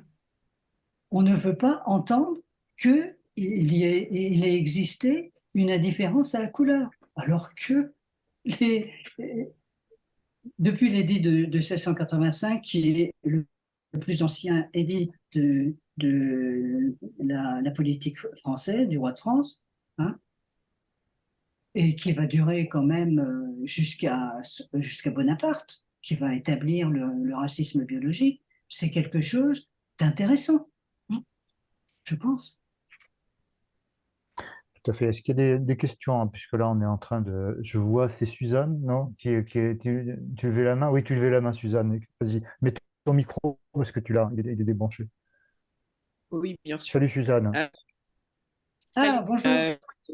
Tu as de nouveau de Désolé pour. l'électricité, t'as de nouveau de l'électricité, alors. Oui, c'est ça. J'ai eu quelques problèmes à me connecter. Et, là, Anna, j'ai même eu des problèmes avec le courant récemment. Mais bon, en Voilà. tout cas, merci Il à y a ton Florence chat qui est en train de pédaler pour générer de l'électricité. c'est ça. Merci à Florence pour cette synthèse euh, très claire et d'une histoire très complexe et on sait bien que c'est pas toujours facile. Euh, Tu insistes beaucoup sur le point des mariages légitimes esclavagistes et leurs esclaves au début, surtout de la période coloniale dans les colonies françaises. Et je constate que même dans beaucoup d'ouvrages qui se veulent sérieux, ils disent, ou au moins ils insinuent, que tous les livres de couleur étaient forcément illégitimes ou affranchis. Et je voudrais savoir si toi, tu as une idée de pourquoi on continue de répéter si ça revient encore une fois aux préjugés, parce que je me dis qu'il doit y exister des sources pour bien établir qu'il y avait des mariages légitimes. Et donc, je trouve ça assez incroyable et je voudrais savoir ce que tu en penses. Voilà. Ce que j'en pense, ayant mis en lumière cette histoire dans l'aristocratie de l'épiderme, ce que j'en pense, c'est qu'il y a plein de sources. Hein. Je n'ai que commencé et je n'ai pas terminé, évidemment, parce qu'il y en a beaucoup, il y en a trop, enfin, il y en a trop, il y en a plein. Et donc, j'ai vu dans les sources l'indifférence à la couleur, puis se transformait en racisme, comme je l'ai résumé là. Mais bien sûr, c'est quelque chose qui ne va pas de soi, parce qu'on ne veut pas rentrer, les historiens ont du mal à rentrer dans l'histoire du colonialisme, parce qu'elle est très compliquée. Hein. Déjà, il faut essayer de comprendre, de se mettre à la place des gens dont on parle, et ce qui, bon, il passe très vite, hein, il passe très vite, et par conséquent, ça crée des préjugés, des préjugés, des préjugés, des préjugés, sans arrêt, qui sont toujours les mêmes. Hein. C'est-à-dire que le racisme, ce que tu viens de rappeler, c'est que le racisme a toujours existé devant de différences de couleurs. Ben non, c'est pas vrai. Ce n'est pas vrai. Ce n'est pas exact. Quand Julien Raymond est né, ses parents savaient très bien qu'il serait métis, tout de même. Enfin, et ils pouvaient l'imaginer, quand même. C'est incroyable. Je veux dire, donc, c'est quand même, l'historiographie refuse un refus, euh, pour simplifier, hein, de simplification. Et bon, bah, il y a du racisme. Et ben, le racisme a toujours existé, puis c'est tout. On ne fait pas l'histoire de la chose. Hein. Moi, j'essaye de la faire. Et j'essaye de montrer les faits. Alors, voilà ce que je peux te répondre. Rapidement, hein, évidemment. Sur un aspect, enfin, c'est un aspect plus large, mais là, il y a un consensus pour expliquer que là, contrairement aux idées reçues aussi, hein, qui circulent, que là, le racisme, d'abord le préjugé de couleur puis le racisme, sont des conséquences de l'esclavage et non pas l'inverse. Parce que aussi, on pense qu'il y aurait eu un esclavage initial qui aurait fait qu'on aurait mis en esclave des gens qui seraient pensés comme inférieurs. Or là aussi, il y a des travaux qui montrent comment se construit l'infériorisation euh, des esclaves et comment la couleur devient un marqueur hiérarchique, d'infériorisation, que c'est un produit de l'esclavage, c'est pas un préalable à l'esclavage. Et là, pour reprendre ce que disait Suzanne, là aussi, on retrouve souvent dans des littératures des simplifications ou des inversions qui sont problématiques. Et pourtant, il y a des travaux assez importants sur ces questions qu'ils mettent en avant. Florence, oui. Oui, je voudrais reprendre l'édit de 1685. Lorsqu'il s'agit de l'affranchissement des esclaves, le maître a seul le droit d'affranchir son esclave puisqu'il l'a acheté. C'est sa chose à lui, voilà. Bien. Et la façon dont c'est exprimé dans l'édit de 1685 est très intéressante parce que je n'ai pas pu les développer parce qu'on ne peut pas développer tous ces points qui ne font pas de détails, qui sont très importants. Cet affranchissement restitue la naissance et le fait de l'ingénuité de l'être humain. Et c'est tout à fait remarquable. Hein. C'est vraiment intelligent et intéressant sur ce plan-là. Il y a une restitution. L'esclave a été acheté. Bon, il a vécu sa petite vie d'esclave. Il est affranchi. Et le texte juridique de Colbert père ou fils, peu importe, exprime que l'être humain, que l'esclave est un être humain. Ce qui est quand même important et intéressant, je veux dire, par là. Oui, il est baptisé. Parce qu'on lui restitue son lieu de naissance, qui n'est pas celui de l'Afrique, mais celui de l'achat de l'esclavage, hein, de l'esclave, et puis on lui restitue celui de la colonie. Si c'est un enfant métissé, il naît libre, et donc il n'est pas affranchi du tout. Mais il se pourrait que cet enfant soit affranchi, et également parce que c'est un colon qu'il a eu avec son esclave, qui a eu un enfant, et cet enfant va être affranchi. Et le fait de l'affranchir change complètement son statut juridique, mais son statut humain aussi. Hein. C'est-à-dire qu'il ne va plus être, il ne va plus être un esclave, il va être un sujet libre du roi de France. Quand même, c'est extraordinaire. Donc c'est la reconnaissance là que les esclaves sont des êtres humains, hein, parce qu'on peut toujours défaire l'esclavage. Vous comprenez? Oui ou non? Il n'y a pas d'esclaves par nature. Ben, bien sûr que non. Donc il n'y en a pas. Dans l'esprit de la rédaction juridique de Colbert, il n'y en a pas. Moi, je voudrais dire un mot. Vous m'entendez là?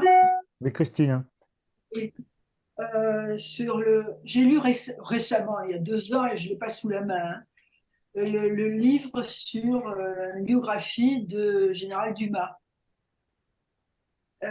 qui était donc le père d'Alexandre Dumas, et qui a fait d'énormes démarches, parce que sa mère, très longtemps dans sa vie, était toujours esclave, et son père l'avait toujours pas reconnu, alors qu'il était déjà général. Et ça se passait pas facilement, là, hein, du tout. Et moi, c'est un bon exemple, parce que je n'ai plus en tête tout le détail des transactions juridiques. On peut dire que si Alexandre Dumas a fait ses livres sur la revanche pendant de Monte Cristo, il la prête à son père, en fait.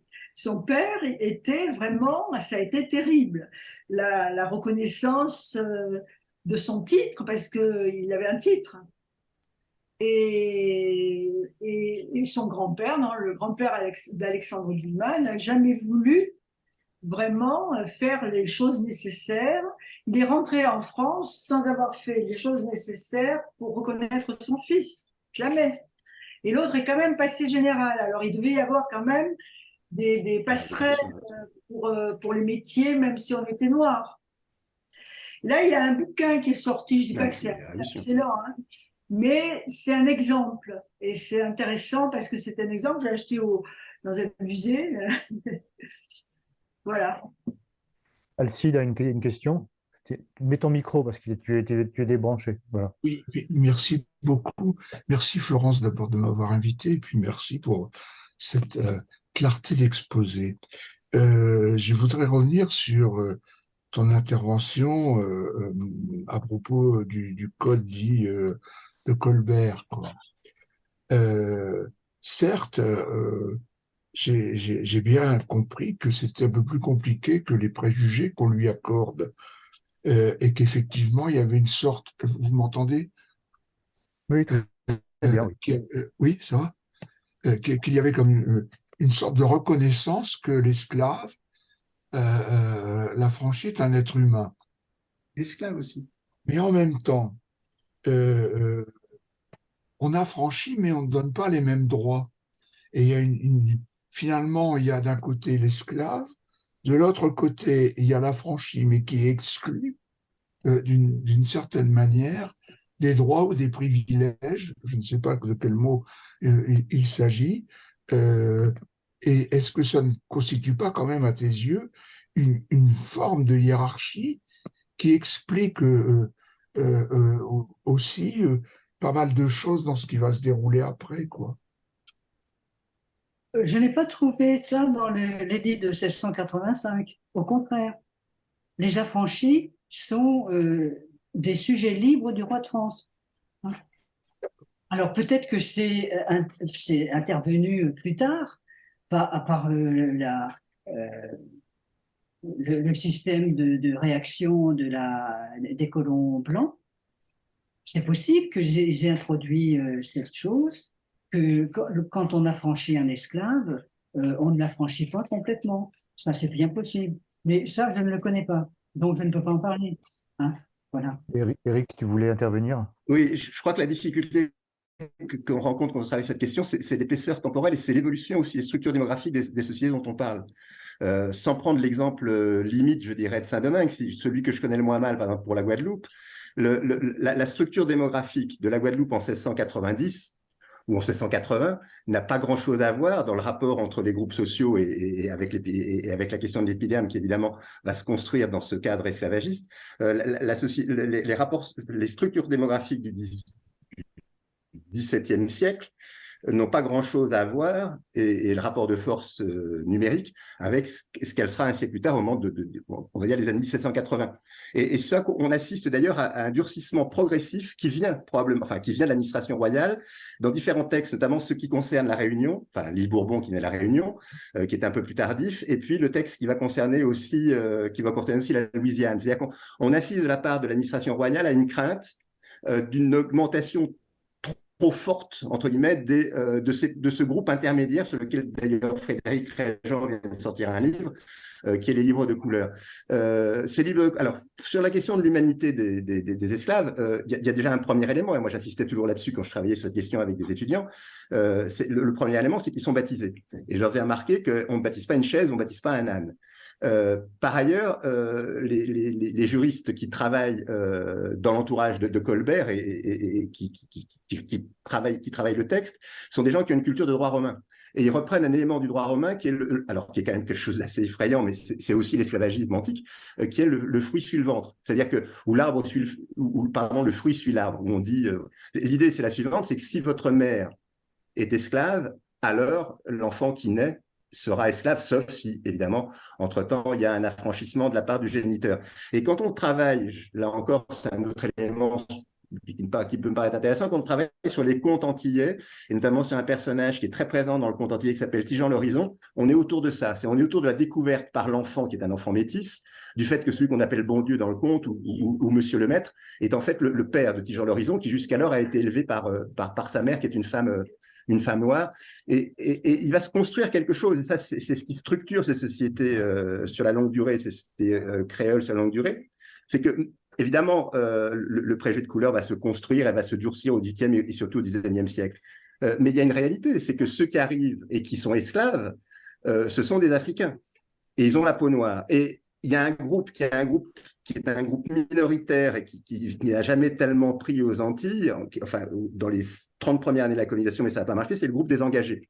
Ces engagés sont des pauvres bougres des ports de l'Ouest pour lequel un propriétaire terrien va payer le voyage et en contrepartie, ils vont travailler, alors c'est des contrats de 36 mois.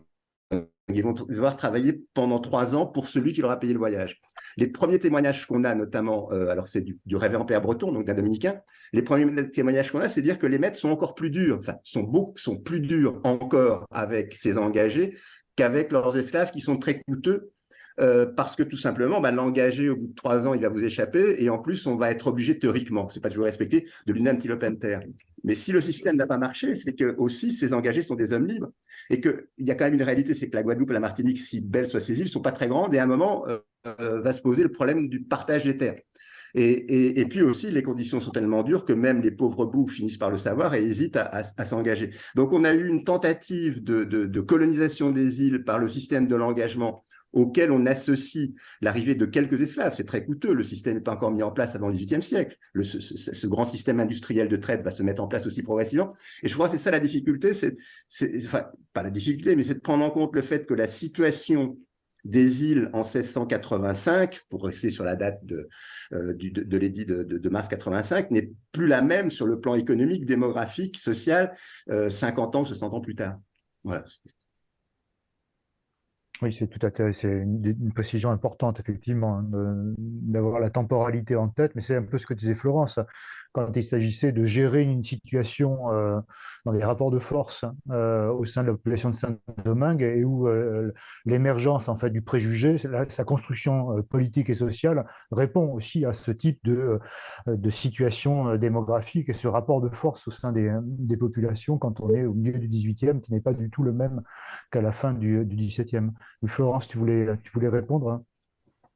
Non, pas répondre. Je Tu voulais voudrais, intervenir, vas-y. oui, intervenir sur la question du droit romain. Bien sûr, c'est évident que certains juristes plongent leurs réflexions à partir du droit romain, mais il ne faut pas oublier que le droit naturel a existé depuis le Moyen Âge et qui est attesté par Gratien à Bologne, et qu'il a formé des juristes dans toute l'Europe. Quand je parlais d'Isabelle la catholique, Isabelle la catholique, qui a nettoyé son pays de l'occupation arabe, a empêché Christophe Colomb de mettre de l'esclavage. Hein. C'est tout à fait remarquable, intéressant. Pourquoi est-ce qu'elle a voulu empêcher Christophe Colomb? Eh bien, c'est parce qu'elle était tenue par des principes du droit naturel qui étaient intégrés par le mouvement populaire espagnol, évidemment, ça c'est certain, c'est évident, mais et aussi parce que elle était tenue par ces principes de droit d'empêcher le servage. Et le roi de France, par exemple, comme Marc Bloch l'a montré, l'a démontré, et ne savait pas ce que c'était que le droit naturel d'ailleurs, mais enfin, il en a tenu compte, malgré tout, bien qu'en ne sachant pas ce que c'est, et en le disant, hein, honnêtement. Un historien qui dit « je ne sais pas », c'est assez rare. Donc c'est tout à fait intéressant et remarquable.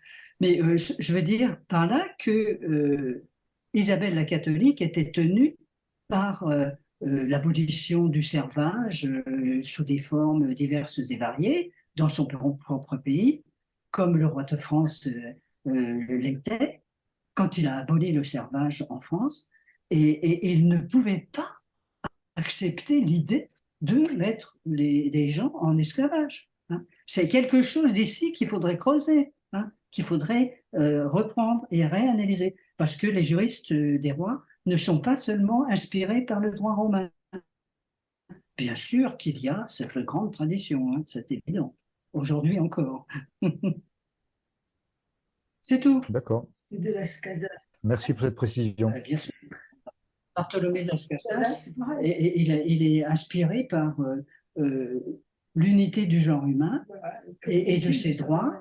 Et voilà. Et donc, par conséquent, il y a quelque chose qui apparaît dans l'édit de 1685 qui m'a frappé, qui m'a semblé intéressant à rappeler. Tout à fait.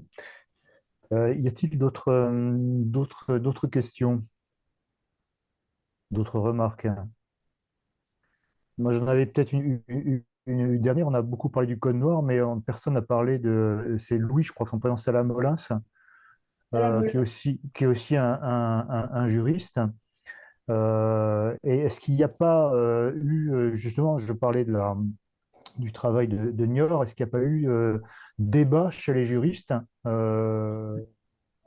Donc c'est les historiens du droit en fait, hein, autour de ce code noir. Est-ce qu'il n'y a pas déjà des choses qui sont cristallisées et qui sont fixées, ou finalement j'ai l'impression que Salamolin serait le repoussoir, ou le tenant d'une doxa autour du code noir et de sa simplification, quand d'autres juristes seraient justement dans une approche plus historicisée et peut-être plus conforme à la fois au texte lui-même et à son contexte. Non, il n'y a pas il y a pas des tensions entre les deux, ou c'est moi qui rêve, qui reproduit des choses.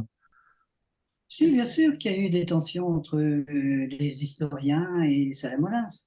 Parce qu'il a été réédité, c'est la Molins récemment. J'ai crois avoir vu un de ses bouquins, il y a réédité au PUF. Sa première édition, c'est de 1987, le Code noir. D'accord. Soi-disant la première réédition des textes. Alors, à mon avis, c'est tout à fait lui qui doit être à l'origine de Bien sûr. ça, c'est évident. Il n'a pas Non, du tout. non, il a repris des choses. Mais enfin, il a interprété dans cette filiation. Oui, oui. Ceci dit, il y a des Ouais, choses intéressantes chez Salamolins, et puis des choses qui sont dépassées complètement, enfin dépassées, qui sont fausses, et Niort a essayé de faire le ménage. Hein. Qui? Jean-François Niort. Non, D'accord. Donc j'avais pas rêvé. non, t'as pas arrivé. Mais les préjugés des historiens, il y en a beaucoup. Hein. Eric, t'as rencontré, toi, t'as lu Salam Molins? Alors, non seulement je l'ai rencontré, mais je l'ai même fait intervenir, mais j'ai pas envie de raconter ce qui s'est passé. D'accord. Mais je peux vous le dire, c'est qu'il a tenu, c'était en formation de professeur d'histoire qui préparait, il y a eu un moment où la question coloniale était au concours à Greg Inter, enfin à la Greg, et les collègues préparaient la Greg Inter, donc ils avaient un peu lu. Et j'ai constaté que Salamolin tenait des propos beaucoup plus atténués avec mes collègues. Et quand j'ai demandé pourquoi, il m'a dit qu'il ne fallait pas désespérer Renaud Billancourt, parce que je trouve ça méprisant à la fois pour les ouvriers de Renaud Billancourt et pour les... Voilà, maintenant, je voulais raconter. Alors ça, c'est anecdotique. Mais je pense que ce qu'il y a derrière le travail de Salamolin, ce en quoi il faut lui rendre hommage, c'est que quand il publie son texte en 1985, donc, autour du tricentenaire du texte de Colbert, c'est effectivement un texte qui n'est pas très que les gens qui travaillent cette histoire connaissent, mais bon, il a été quand même quelqu'un qui a au moins il a été l'origine d'un débat. Alors après, Dorigny, Benoît et un certain nombre de gens qui ont participé aux travaux de l'association de la PES, qui vient de fêter ses 30 ans, ont répondu, y compris dans des tribunes dans le monde. Enfin, il y a eu une série de travaux qui ont été faits, sans parler évidemment des travaux de Jean-François Niort, qui est un juriste. Mais je pense que fondamentalement, le problème de Salamolins, c'est qu'il veut régler des comptes de façon manifestement orientée et caricaturale vis-à-vis des Lumières. Il déteste les Lumières. Et par-delà cette détestation qu'il a pour les Lumières, il va effectivement tordre le texte de 85 et il va... Je vais prendre juste un exemple, c'est Montesquieu. Montesquieu a un rôle fondamental dans le développement de l'anti-esclavagisme dans l'esprit des lois. Alors, il prend des choses qui sont tout à fait pertinentes. Il a une attaque, enfin, c'est ça. En fait, Salamolin se situe comme un procureur vis-à-vis des anti-esclavagistes du XXe siècle, y compris il est presque dans la négation du fait qu'il y a un courant non seulement anti-esclavagiste, mais comme l'a montré notamment Dorigny, anti-esclavagiste, qui veut dire un courant abolitionniste, et il prend toutes les faiblesses, et c'est sur quoi j'ai un peu travaillé dans le bouquin que j'ai publié sur l'encyclopédie. Il va prendre un élément de contradiction qui sont liés à la période d'un XVIIIe siècle qui évolue, y compris sur la question, et il va régler des comptes. C'est comme ça, c'est ça la question, à mon avis, que pose Javier Salamanca. Il va utiliser la question du colonial et de l'esclavage colonial pour régler des comptes avec les Lumières. C'est comme ça, en tout cas, que nous avons discuté avec lui. Enfin, discuter, c'est peut-être un grand mot. Et quand c'était dans le cas de Beno, c'était pas vraiment de la discussion, c'était même pas de la dispute, c'était parfois de l'insulte. Mais enfin, le débat était chaud, on va dire ça comme ça. Oui, j'imagine. Florence? Oui, sur Salamolins, je voudrais préciser que Salamolins n'est pas contre les Lumières, mais il confond les Lumières avec les physiocrates. Alors, les physiocrates, ce sont des théoriciens du capitalisme impérialiste, et évidemment, il a tout à fait raison de considérer que Salamolins fait un amalgame entre les Lumières et les physiocrates, hein, pour simplifier la chose. Et ça, évidemment, il se trompe, mais carrément, franchement, parce que tous les gens qui l'analysent ne sont pas seulement des physiocrates, des économistes impérialistes. C'est pas le seul qui a tendance à regrouper dans la physiocratie l'ensemble des Lumières, hein. Il y a Manuel Alberton, par exemple, Bien sûr, bien qui sûr. fait ça.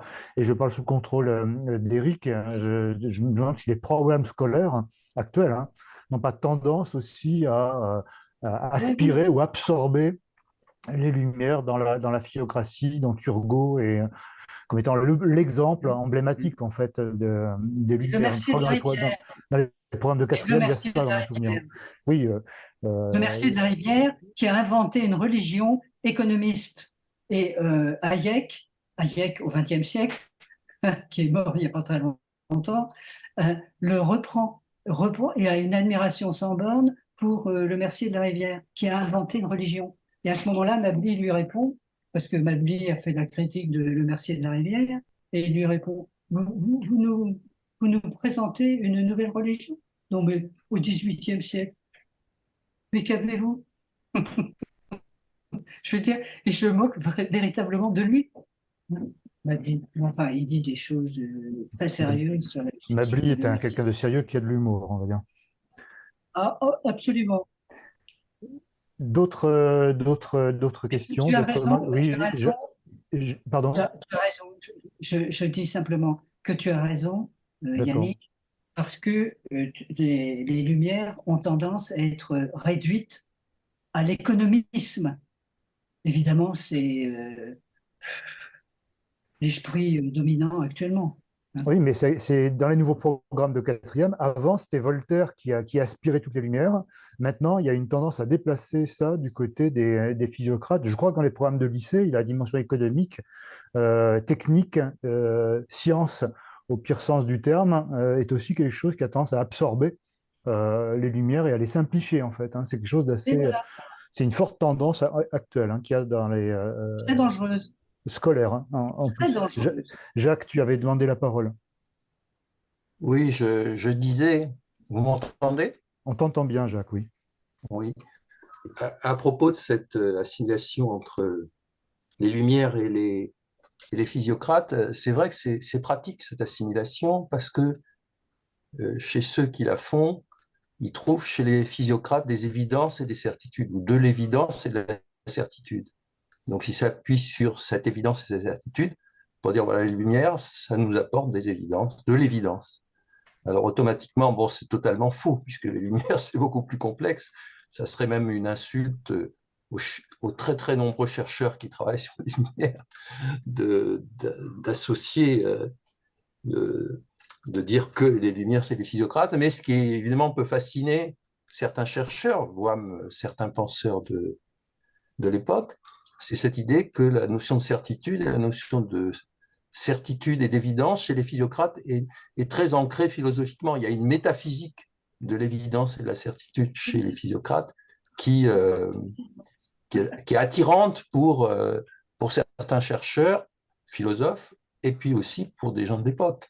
Alors c'est pour ça d'ailleurs qu'il y a un certain nombre de députés de l'Assemblée nationale qui s'en sont pris aux physiocrates de façon très forte, parce qu'en disant, mais qu'est-ce que c'est que ces gens qui n'apportent que de l'évidence et de la certitude, alors que nous, on est en train d'inventer un nouveau monde, etc. Enfin, ils se sont fait attaquer frontalement, quoi. Il y a de nombreux députés à l'Assemblée jusqu'à la Convention qui s'en sont pris aux physiocrates. Il y a tout un courant anti-physiocratique de l'Assemblée constituante jusqu'à la Convention qui est vraiment très intéressant de ce point de vue-là et qui conteste cette philosophie qui se voudrait l'équivalent de l'ensemble de la philosophie des Lumières. Mais c'est déjà présent, semble-t-il, plus ou moins dans l'encyclopédie, ça sera vérifié. L'article et évidence de l'encyclopédie est assez ambigu de ce point de vue. Voilà, non, c'est juste une remarque que je voulais faire. Et là, je vais tout à fait dans le sens de Florence.